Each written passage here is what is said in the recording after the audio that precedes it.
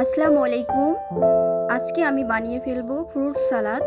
ঘরে থাকা মিষ্টি যে কোনো ফল দিয়েই আপনি এটি তৈরি করতে পারবেন।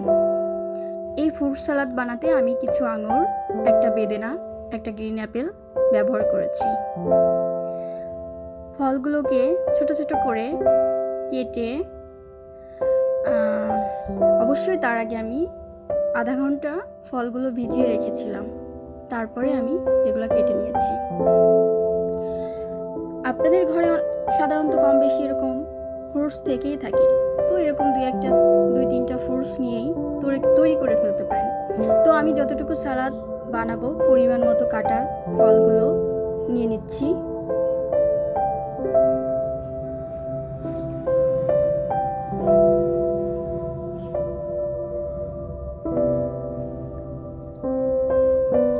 আপনারা যারা ডায়েট করেন তারা ভাতের পরিবর্তে এই ফ্রুট সালাডটি খেতে পারেন। এখন নিয়ে নিচ্ছি পরিমাণ মতো টক দই। যতটুকু আমার প্রয়োজন ততটুকুই নিয়েছি।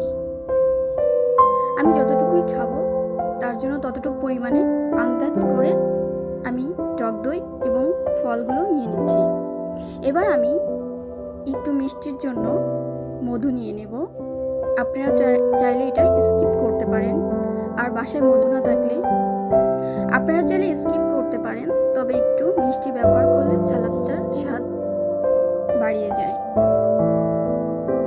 তো আমি এবার সম্পূর্ণ এই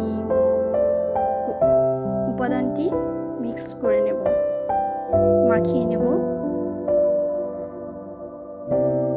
ফলে থাকে বিভিন্ন রকম ফাইবার, বিভিন্ন পুষ্টিগুণ, ম্যাগনেসিয়াম, যার জন্য এই ফল মানবদেহের জন্য উপকারী।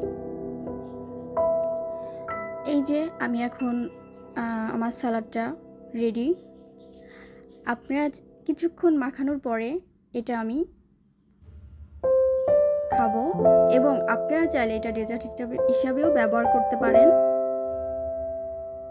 আর যারা ডায়েট করেন তাদের জন্য তো বললামই, ভাতের পরিবর্তে এটা খেতে পারেন। তো আজকের ভিডিওটা এই পর্যন্তই। নেক্সট আরও অন্য কোনো ভিডিও নিয়ে আমি হাজির হব। সবাই ভালো থাকবেন। ধন্যবাদ। আল্লাহ হাফেজ।